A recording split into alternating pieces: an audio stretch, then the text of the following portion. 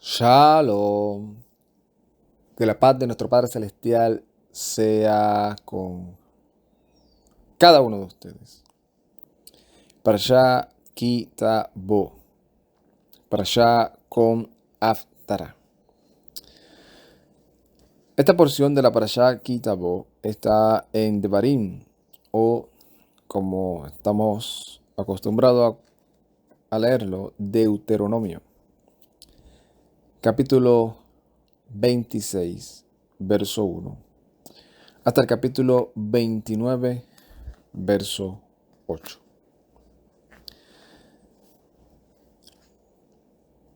El contenido de esta parashá es cuando salgas. No, perdona, cuando vengas, Cuando salga fue la parashá anterior, Kitise. Cuando vengas.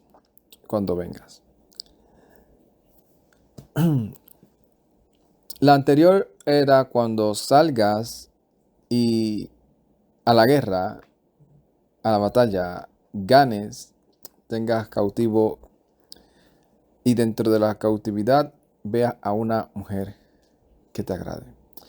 En esta ocasión es cuando tú vengas y hayas entrado a la tierra que Yuhebahei tu Elohim te da por herencia. Y esta es la primera enseñanza de la cual sabemos que mientras pasan los años uno se tiene que convencer más a uno. Y esto es algo, mira, qué interesante, porque yo estuve estudiando esta porción y dentro de el análisis de uno, y escuché a una persona que estaba dando un mensaje, un estudio bíblico sobre otro tema totalmente diferente a Kitabo. No tenía que ver con Kitabo.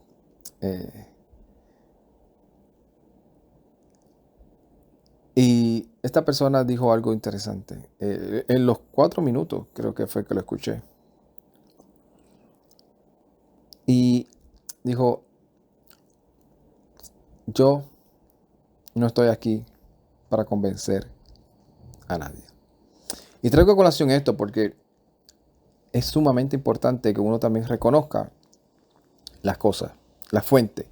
Porque se pone uno aquí a sentarse, a jactarse, a hacerse el más sabio del mundo.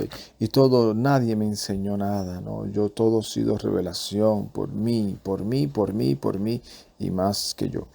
Y esta parashá nos enseña que nada fue por ti, aunque tú fuiste un instrumento de colaboración.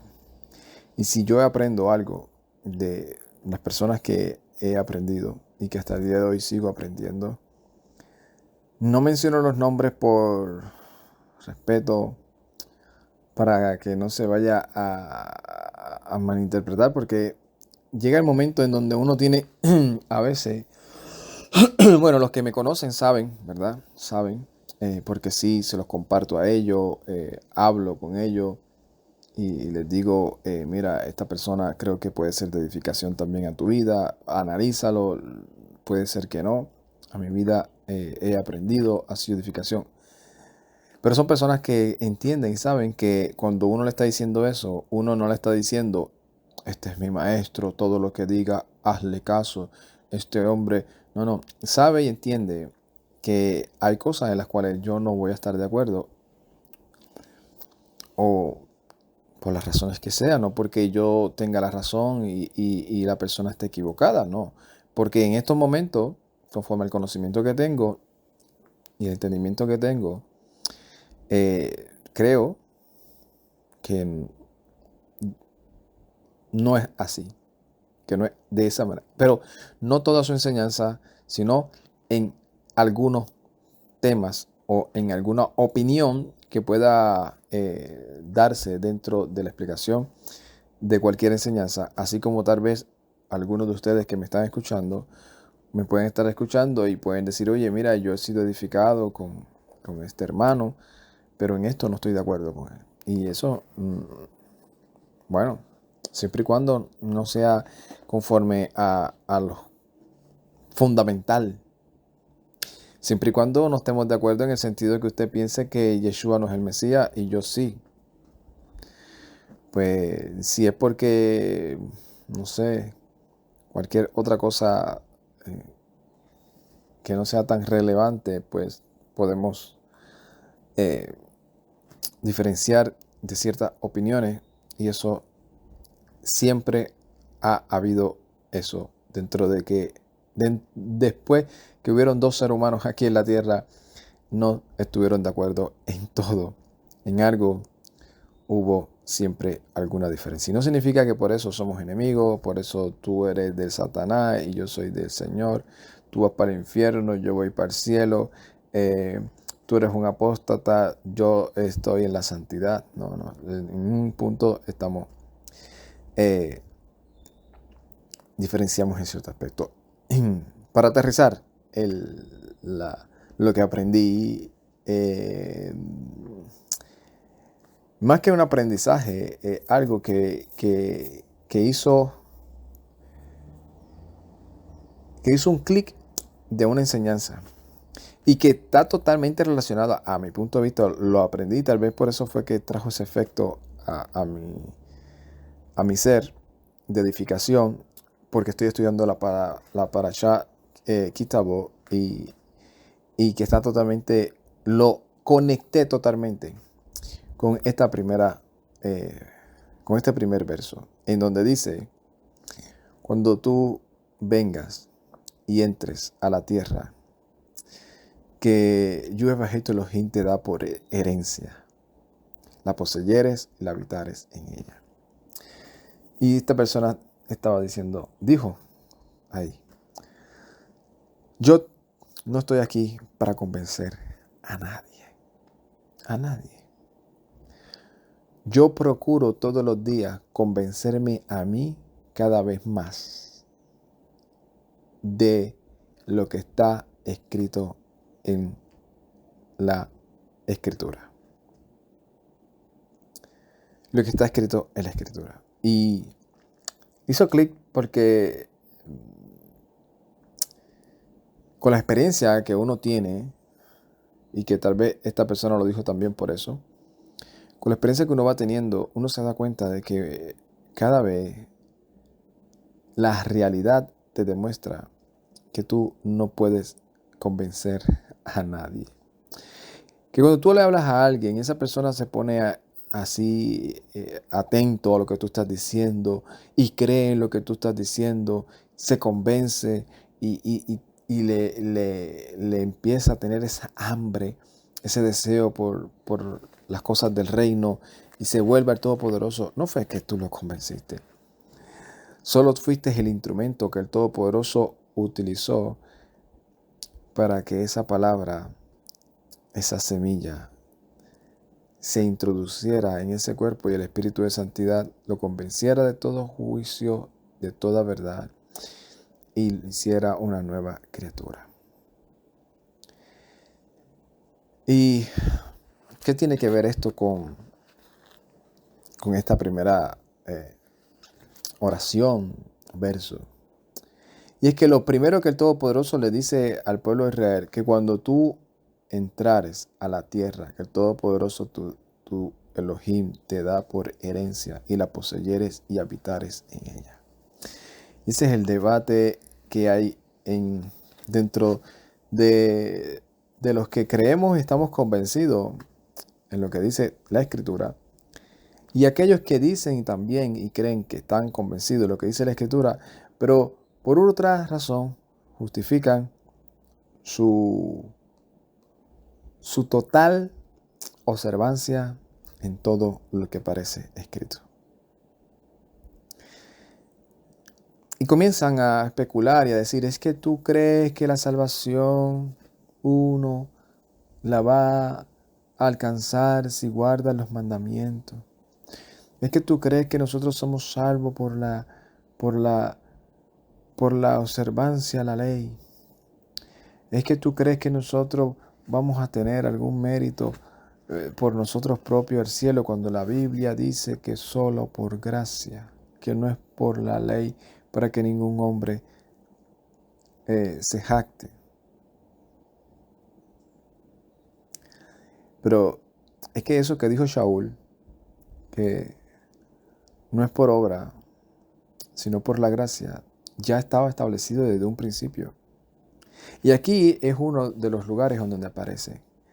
Porque nosotros entendemos que una herencia es algo de lo cual usted no colaboró, ni trabajó, ni hizo ningún esfuerzo para que ese tesoro, esos inmuebles, eso que le van a dejar a usted como herencia, es una transferencia. Que alguien que sí lo trabajó, alguien que sí lo hizo, alguien que sí se esforzó, alguien que sí se dedicó una vida para obtenerlo, decidió por su gracia, por su misericordia, por el deseo que él quiso tener de antemano, porque lo más seguro antes, por lo regular la herencia se la dan los padres a los hijos, por lo regular ese padre, manifestando ya un atributo que el Todopoderoso hace con nosotros, de antemano, antes de que nosotros naciéramos, ya ese padre estaba trabajando fuertemente y diciendo, yo le voy a dejar esto a mis hijos, porque sé que en algún momento yo no voy a estar. Y eso de lo cual tal vez usted ni tan siquiera estaba en el vientre de su madre, ya estaba levantado, estaba establecido. Por ejemplo, si es una casa, si fueron los carros, si fue el dinero que está en el banco, lo que sea, ya estaba ahí, guardado, preparado para cuando usted naciera, creciera y se hiciera adulto, y el día que su padre y su madre dejaran este peregrinar, le transfirieran esa herencia a usted. Y este es el principio que nos enseña a nosotros claramente que nosotros no somos salvos por guardar la Torá, sino por la herencia transferida por medio del Mesías. Y que nada de lo que nosotros estamos mirando, viendo y experimentando y disfrutando, y que vayamos a disfrutar de esa herencia, nada de esas cosas ha sido por nuestros méritos, sino fue que de antemano ya el Padre las había preparado para los que le aman y guardan sus mandamientos. Por eso le dice, cuando tú entres a esa tierra, tú vas a ver en esa tierra que vas a ver frutos. En esa tierra las vas a recoger. ¿Y qué vas a hacer con esos frutos? Se los vas a presentar y los vas a dar a aquel a quien te dio por heredad eso. O sea, vas a entender que esto no fue por tu mérito, no fue por tu espada, no fue por tu inteligencia militar, no fue porque el Todopoderoso ya tenía antemano dártela. Y ahora tú, como agradecimiento, demostrando que eres una persona reflejando los atributos del Todopoderoso en gratitud, se lo devolverás obedeciendo su mandamiento. No para adquirir una herencia, no, sino por reverencia, obediencia, amor a aquel que te dio algo del cual tú ni te imaginabas que algún día ibas a alcanzar. Porque usted era un esclavo en Egipto. Usted estaba ajeno de todas esas cosas y esclavizado, y tenías otro dueño, tenías otro que te trataba como esclavo, no como siervo, no como hijo, no como heredero, sino como un esclavo a su servicio. En un lugar, como dice y también relata en algún momento, en lugar de horno.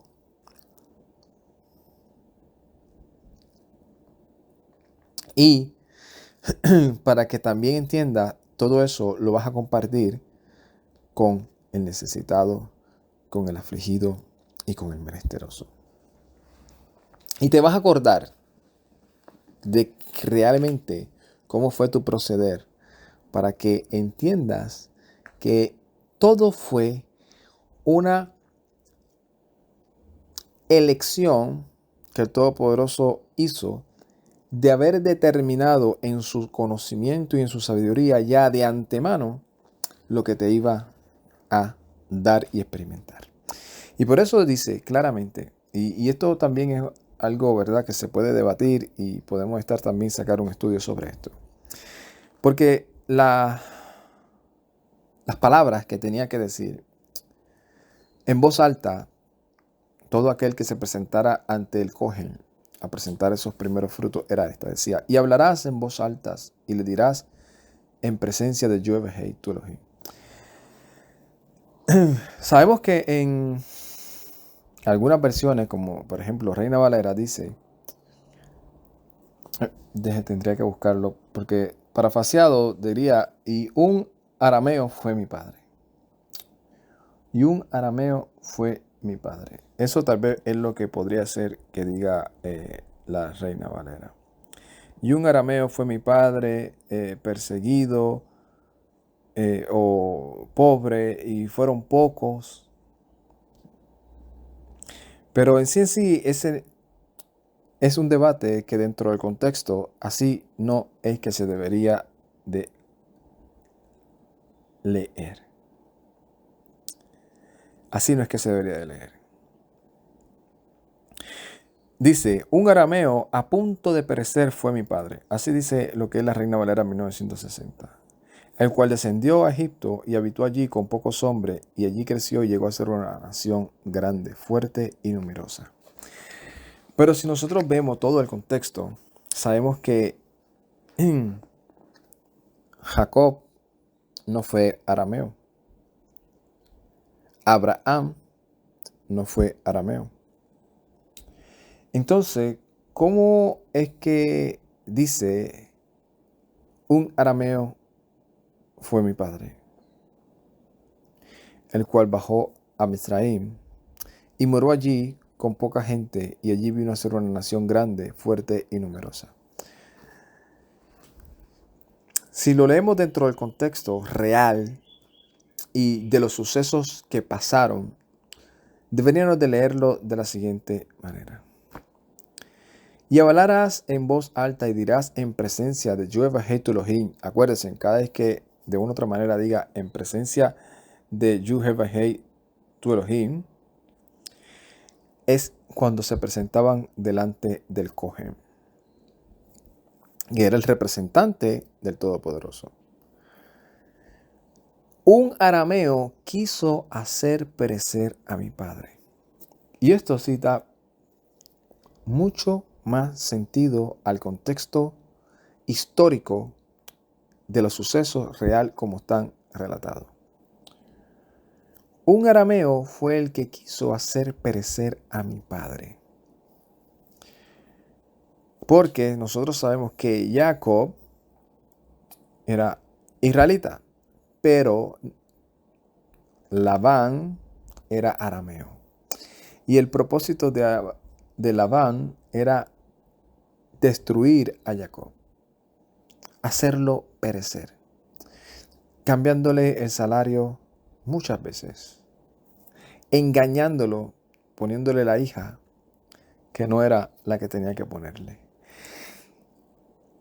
Hacer toda clase de artimaña, contar de que Jacob siguiera siendo su siervo. Siguiera siendo su siervo y manteniendo a los hijos de Jacob ahí para que fueran los siervos de los hijos de Labán, y así en hacer perecer a Israel, y que el cumplimiento de que ellos, siendo pocos, iban a ser muchos, no se realizara. Pero como el Todopoderoso de antemano les está diciendo a ellos, yo te voy a dar la tierra que yo le juré a tus padres que se la daría a ustedes como heredad. Dice, pero que para que tú entiendas eso dentro de tu contexto, tú mismo vas a hablar en voz alta todo aquello, desde antes de tu nacer, todo aquello de lo cual el Todopoderoso hizo y hasta el día de hoy sigue haciendo para que tú heredes la tierra al cual estás a punto de entrar. Y lo primero es que tienes que entender que tu padre Jacob, Israel, de donde ustedes adquirieron ese nombre, fue asediado y se tuvo que defender de un arameo que lo quiso hacer perecer. Dice, y nos trataron mal en Misraim. No solamente el arameo trató mal, sino los egipcios. Y nos oprimieron y nos impusieron dura servidumbre. Y nosotros clamamos a nuestro Elohim, al Elohim de nuestros padres, y él, Yehovah, oyó nuestra voz y miró nuestra aflicción y nuestra fatiga y nuestra opresión. O sea, no fue nosotros mismos que nos libramos. Clamamos a él, al que nos dio esto, dice, y nos sacó de Misraim con mano fuerte, con brazo extendido y con terror grande y con señales y maravillos, y con señales y con maravillas. Y nos ha traído a este lugar y nos ha dado esta tierra que emana leche y miel. Y por eso aquí ahora te traigo las primicias de los frutos del suelo que tú me has dado. No que yo conquisté, no que gané por mi fuerza, por mi sabiduría, no, que tú me has dado. Y por eso hago este Ishtahavitá, que es, y me postraré delante de Yehovah, nuestro Elohim, y me regocijaré con él, con el bien que Yehovah me ha dado a mí y a mi casa, y así también con el Leví y con el Ger, con el extranjero que mora en medio de ti. ¿Y quién es este Ger? El Ger es aquel que no era israelita, de alguna descendiente de alguna de las tribus, pero que se había vuelto y había entrado también, igual que todos ellos, en el pacto con el Elohim de Abraham, Isaac y Jacob, y por lo consiguiente también iba a heredar las promesas que se le habían dado a Abraham, Isaac y Jacob.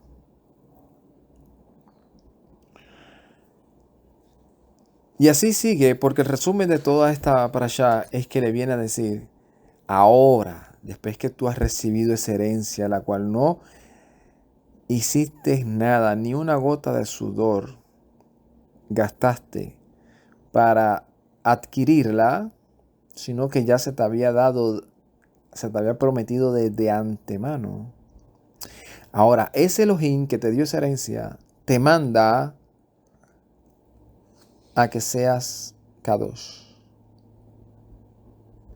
a que cumplas los estatutos, los juicios y las palabras y las observes con todo tu corazón y con toda tu alma. Y cuando lo haga, Él va a ser tu protector, va a hacer que todo fructifique, va a ser, pero si no, todo el bien que te ha hecho se convertirá en desgracia para ti. Se convertirá en desgracia para ti. Y ese es el resumen de toda la parashá. Todo el bien que vas a recibir cuando obedezcas los mandamientos y todo lo que vas a recibir si no lo obedeces, incluyendo sacarte de la tierra que Él te dio, porque no es tuya, sino que Él te la dio como heredad, para que la disfrutes. Y yo creo que esto se conecta totalmente con las palabras que dijo el escritor a los hebreos. Después de haber gustado toda la buena voluntad del Todopoderoso y te hayas echado para atrás, ya no hay más remedio a menos que el Eterno no haga un milagro y decida volverte a recoger. ¿Por qué?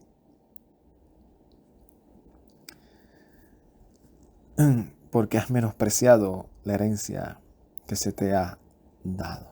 Has pisoteado la sangre del Mesías.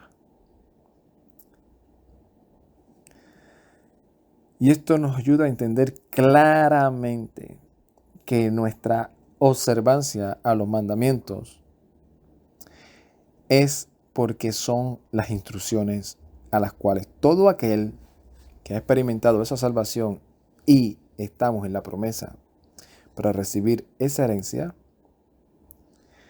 andamos en ella. Y como he explicado en muchas ocasiones, cuando nosotros hablamos de la Torá, no solamente estamos hablando de los 5 libros de Moshe, porque los 5 libros de Moshe se le conoce como Torá, ¿verdad? Pero dentro del contexto y la mentalidad de los escritores, lo que es Torá es instrucción. O sea, que lo que aparece en los salmos, que es instrucción, que es promesa, que es profecía, eso se le conoce como Torá. Porque ahí es el camino en el cual nosotros nos dejamos guiar, en nuestra brújula para llegar al lugar correcto, para andar ahí. Lo que aparece en los profetas también es instrucción, es Torá. Por eso, lamentablemente muchos, por ignorancia, desconociendo que la Torá es promesa, es instrucción, en donde nos instruye, nos educa, nos edifica, nos enseña a discernir entre lo que le agrada al Eterno y lo que no le agrada, solamente se han dejado llevar por unos que le dicen que eso ya está caducado y sacando totalmente de contexto las palabras de Pablo, de Shaul. Y eso lo vamos a ver un poco más adelante. Pero primero vamos a leer la Haftará. Una Haftará que está llena de promesas. Una Haftará que es la complementación de la parasha y está en Isaías capítulo 60. Comienza diciendo: levántate, resplandece, que ha amanecido tu luz. La presencia de Jehová ha brillado sobre ti. Mira, tinieblas cubrirán la tierra y densas nubes los pueblos, pero sobre ti resplandecerá Jehová y sobre ti se verá su presencia. Esto se le está diciendo el Todopoderoso a un pueblo que todavía no ha ido a cautiverio. Todavía no se lo han llevado para Babel. Pero sin embargo ya están bajo la advertencia de lo que les va a pasar. Bajo la advertencia de las consecuencias de todo lo que han venido ellos mismos acarreando para sí mismos. La disciplina que el Todopoderoso dice que les iba a dar si ellos abandonaban su pacto y se iban tras las otras deidades de las naciones. Les dice claramente en esa parasha: te van a llevar un pueblo que tú no conoces, que sirven a otros dioses, que le sirven al palo y creo que dice al palo y al árbol, algo así dice la parasha.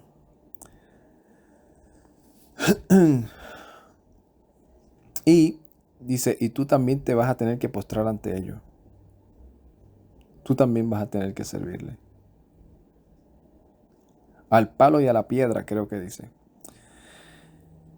Y todas esas advertencias están ahí. Pero dentro de todas esas disciplinas, juicios, que el Todopoderoso le envía a su pueblo, que le dice, y también te voy a sacar de esta tierra, la tierra te va a vomitar porque tú no quieres guardar los mandamientos. No estás atesorando, no estás cuidando, no estás siendo shomer, no estás guardando, observando, manteniendo con la misma esencia todas las promesas que yo te he dado, sino que las estás menospreciando. O las han menospreciado. Y los reyes, los líderes, que se supone que te instruyan son los primeros en desviarse. Y en medio de todo eso le dice, pero tranquilo, que llegará el momento en donde te levantarás y resplandecerás, porque te va a amanecer la luz y la presencia de Yahweh brillará sobre ti. Dice, y las naciones andarán a tu luz, los reyes por tu brillante resplandor. O sea, vas a dar testimonio de lo que yo he hecho en ti, y los demás lo verán cuando te vean observando la escritura, que es lámpara a tus pies y lumbrera a tu camino. Alza tus ojos y mira alrededor, todos ellos se han reunido y han venido a ti. Tus hijos serán traídos de lejos y tus hijas serán como bebés al hombro. Cuando lo veas, te iluminarás tu corazón, se estremecerá y se entusiasmará, porque el caudal del mar se pasará a ti, la riqueza de las naciones fluirá a ti. Nubes de polvo de camellos te cubrirán, dromedarios de Medián y de Ela vendrán de Sheba, traerán oro e incienso y proclamarán las glorias de Yahweh. O sea que no solamente vendrá el pueblo de Israel, que esa era la promesa de que ellos iban a ser cautivos e iban a regresar. No solamente iban a regresar ellos, sino, dice, así como muchos de los egipcios se fueron contigo y experimentaron las grandezas del Todopoderoso y entraron en pacto, así cuando tú vuelvas, muchas de esas naciones colaborarán, porque el Todopoderoso los utilizará como instrumento para todo lo que yo voy a hacer en ese regreso hacia la tierra que yo te estoy dando por heredad. Y dirán, ¿quiénes son esos que flotan como nubes, como palomas hacia sus palomares? Miren, las costas me esperan con naves de Tarsis a la cabeza para traer de lejos a tus hijos con su plata y su oro. Por el nombre de Yahweh tu Elohim, por el Santo de Israel que te ha glorificado. Los extranjeros reedificarán tus muros y reyes repararán en ti. Porque en mi furor te golpeé, pero en mi buena voluntad vuelvo a recibirte. Tus puertas estarán siempre abiertas, no se cerrarán ni de día ni de noche, para dejar entrar el caudal de las naciones con sus reyes en procesión. Porque la nación o el reino que no te sirva perecerá, tales naciones serán destruidas. La majestad del Libanón vendrá a ti, cipreses, olmos y apetos para adornar el lugar de mi santuario, para glorificar el lugar donde reposan mis pies. Inclinándose ante ti, vendrán los hijos de los que te atormentaron, postrados a las plantas de tus pies estarán todos los que te menosprecian, y te llamarán ciudad de Yahweh, Sión, el Santo de Israel. Y aquí es importante debido a los tiempos que estamos viviendo, en los cuales muchos comienzan a aplicar esto y a decir que lo que está sucediendo hoy en día es el cumplimiento de esta profecía en la cual, según, ¿verdad?, la especulación de ellos, cada vez que Israel, en el cual el Israel, no el Israel del Todopoderoso, el Israel que vive ahora mismo en ese territorio de Israel, cada vez que ese gobierno se meta en pleito con sus vecinos, sea teniendo razón o no teniendo razón, es el tiempo de aplicar que se va a acercar la profecía en donde ellos van a vencer y todos sus vecinos se postrarán ante ellos y les rendirán servicio. No debemos de ser tan ligeros. Aquí no está refiriéndose a lo que está sucediendo hoy allá. A eso se le puede aplicar otro contexto, otras promesas, otras profecías. Pero esta, a mi juicio, no tiene absolutamente nada que ver ni con el Tarshish moderno, ni con el Libanón moderno, ni con los nombres que salen aquí. Eso tuvo su contexto, tuvo su tiempo y tuvo su momento de cumplimiento. Dice, aunque fuiste abandonada, rechazada, sin que nadie pasara por ti, te convertiré en orgullo eterno, motivo de gozo por generación tras generación. Mamarás la leche de las naciones, mamarás los pechos reales, y sabrás que yo, Yahweh, soy tu Salvador. Yo, el fuerte de Jacob, soy tu Redentor. En lugar de cobre traeré oro, en lugar de hierro traeré plata, en lugar de madera cobre, y en lugar de piedras hierro, y pondré al bienestar como tu gobierno, a la prosperidad como tu oficial. El grito de violencia no se oirá más en tu tierra, ni de destrucción y ruina en tus fronteras, y llamarás a tus muros victoria y a tus puertas renombre. Y esto obviamente sabemos que aquí está hablando y refiriéndose a un pueblo que se ha vuelto al Todopoderoso de todo corazón, que el Eterno lo ha hecho, que ha hecho que regresen a la tierra y que comiencen a andar conforme a su palabra, dando testimonio a todas las naciones. Cosa que vemos que ese Israel moderno no está haciendo. No está haciendo por más que nosotros queramos.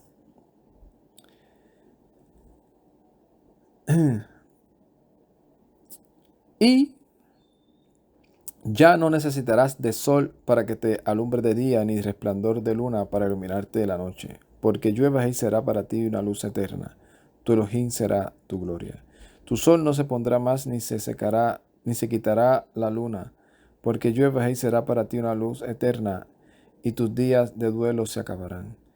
Y tu pueblo, todos ellos justos, poseerán la tierra para siempre. Ellos son los vástagos que yo planté, la obra de mis manos, en la que me glorío. El más pequeño vendrá a ser un clan, y el menor de una nación poderosa, Yo, Yahweh, a su tiempo lo apresuraré. Está hablando claramente de el deseo del Eterno, de lo que el Eterno iba a hacer y lo que sigue deseando hacer, que en su reino, en la herencia que nos ha prometido, dice, ninguna cosa inmunda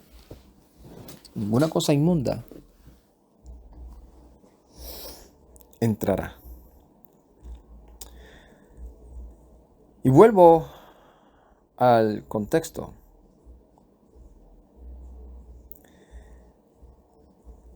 La heredad que se nos ha dado no fue por ninguna obra de justicia, sino por la gracia y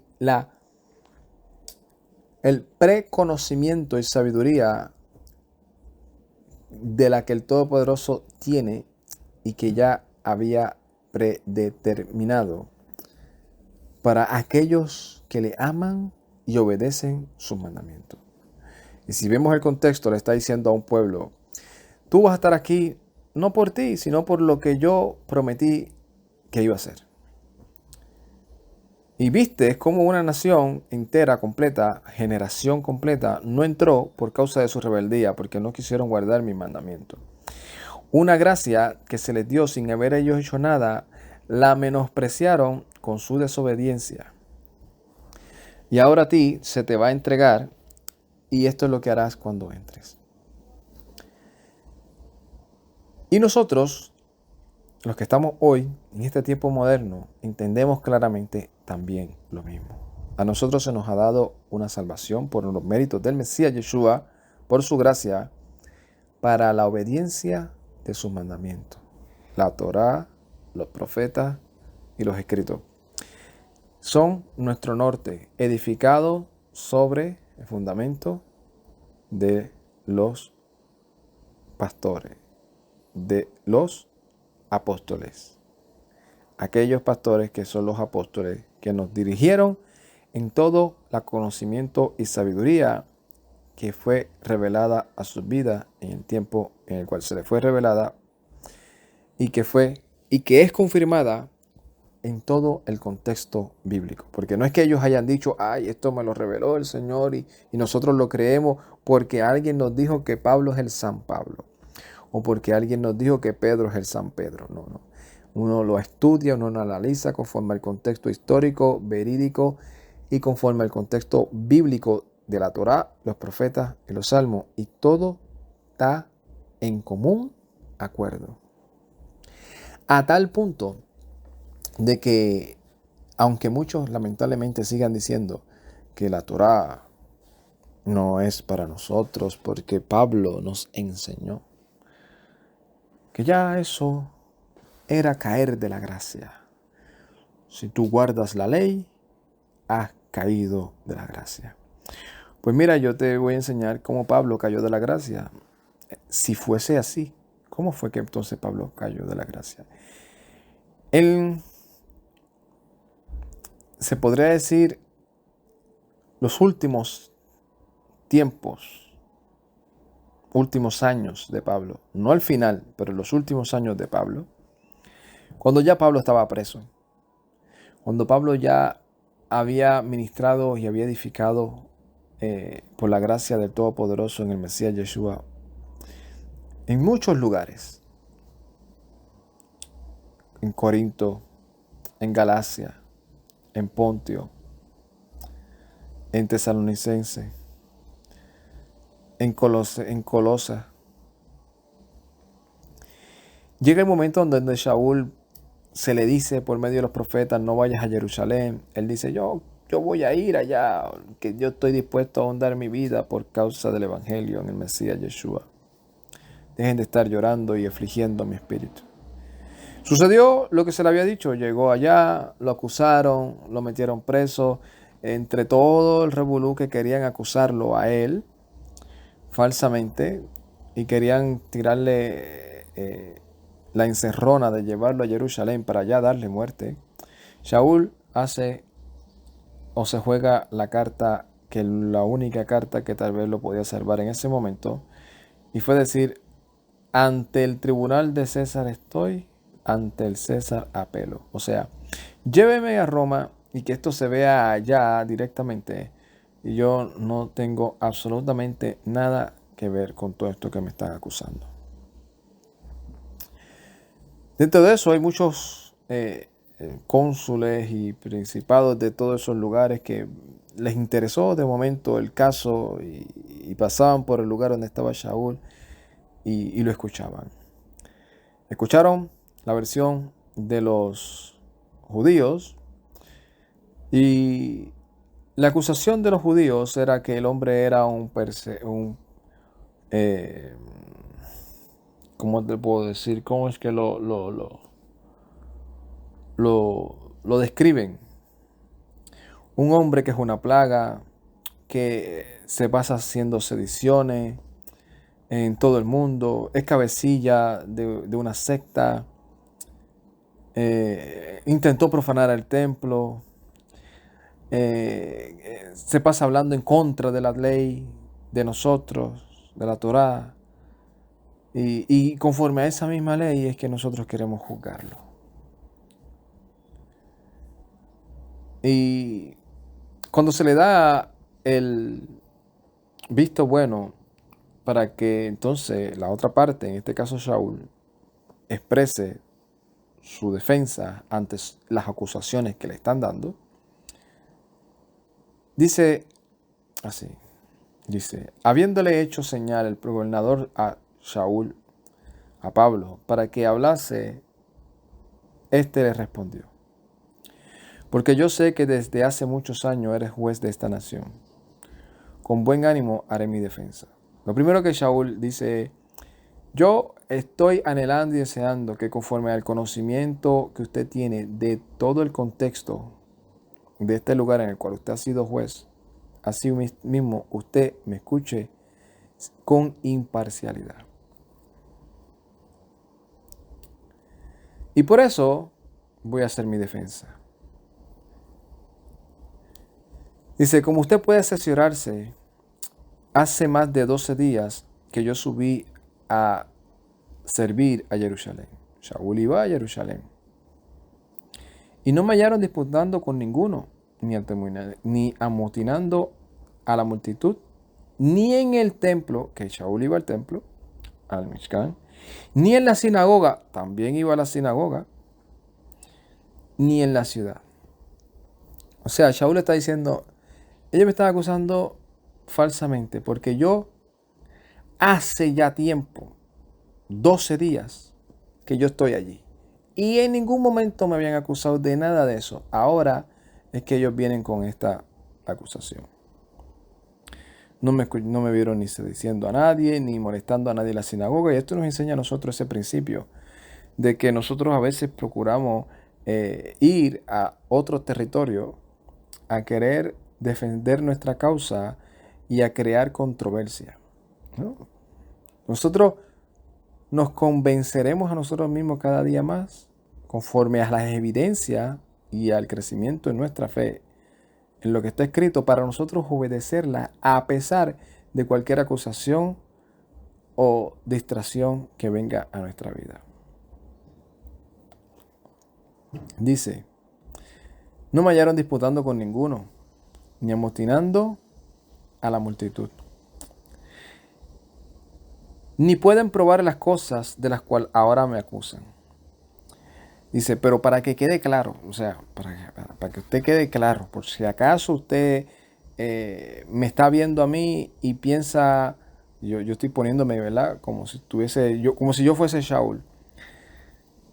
Si por si acaso usted le ha pasado por la mente de que alguna de esas acusaciones que ellos están haciendo, que yo he profanado el templo, que yo hablo en contra de la Torá, que yo no guardo los mandamientos, que ahora yo vivo bajo una supuesta revelación y gracia, porque todo esto viene ya después que Shaul habló de toda su revelación, de cómo fue que fue llamado, entre todas esas cosas. Dice, pero por si acaso usted o alguien aquí, de entre los israelitas, judíos, sean saduceos, sean fariseos, por si acaso alguno cree y se ha dejado meter en el cerebro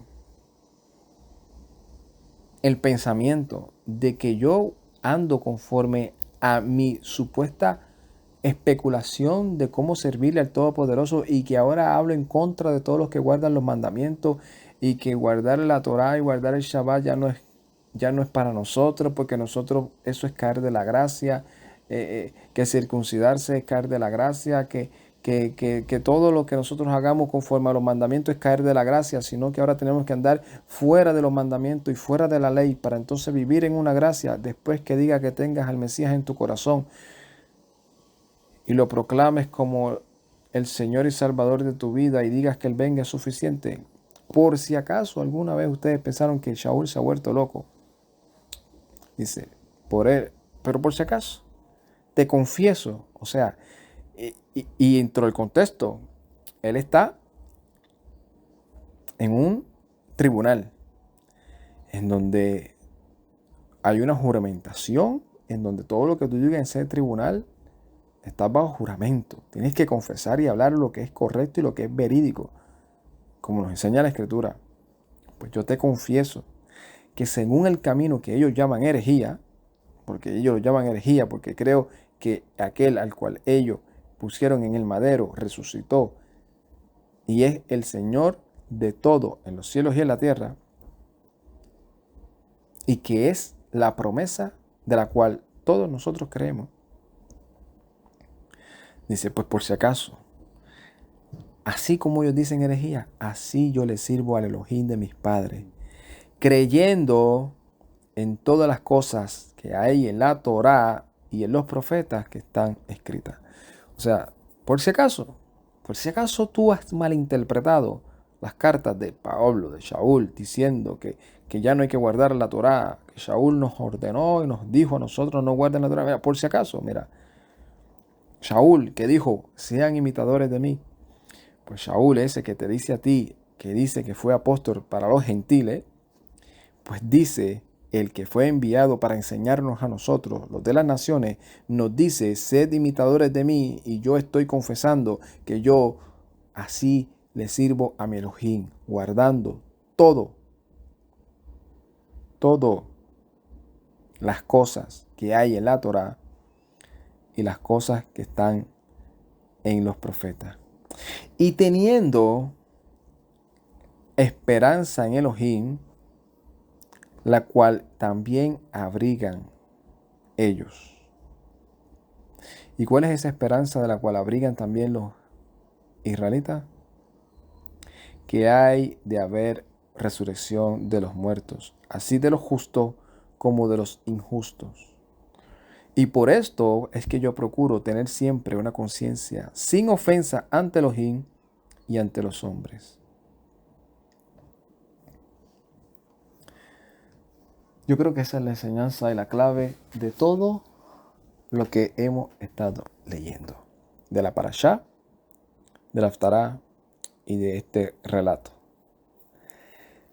Debido a toda la misericordia y la gracia que se nos ha manifestado a nosotros, procuremos andar sirviéndole a nuestro Elohim conforme a todo lo que está en la Torá y lo que está en los profetas, para tener una conciencia limpia, sin ofensa, ante nuestro Elohim y ante los hombres. Yo creo que si le añado más lo daño. Shalom, brajá, lecolán, paz y bendiciones a todos. Ay, tate.